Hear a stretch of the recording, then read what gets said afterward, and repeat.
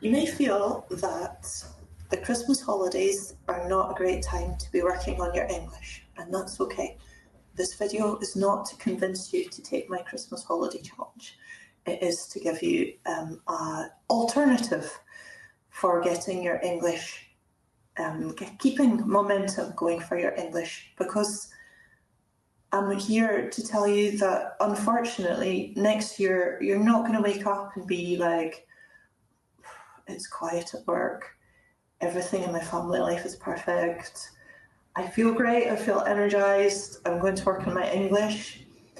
Life doesn't do that. That was probably your plan for working on your English in 2024, and how did it go? So life is busy, and for your English not to fade inside all of the stuff that seems urgent and important and all-consuming at the time, you have to make a plan in order to fit English into your life. You need to create a space for your English inside your schedule. So here are some tips to do that for 2025. Set goals. What do you want to achieve? Do you want to just stop your English from fading and just do enough English work so that what you know survives? Or do you want to progress your English and take it to the next level, to feel more confident, to speak with ease, or to understand people on the phone better? What are your goals for your English in 2025? Next step, how are you going to achieve them?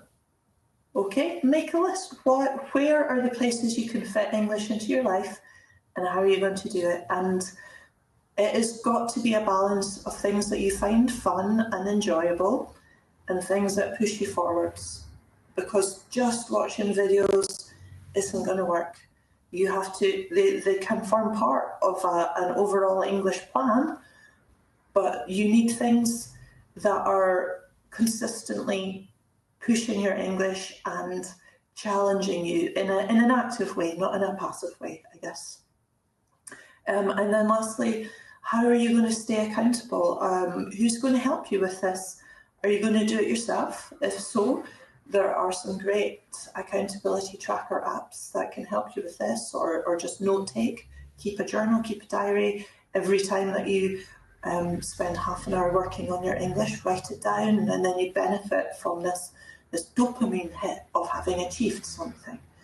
Because if you don't track your progress, if you don't track your learning, and you don't consistently prioritise it as a routine, it will fade. Okay, let me know if this is helpful. What are you going to do to keep your English alive in 2025?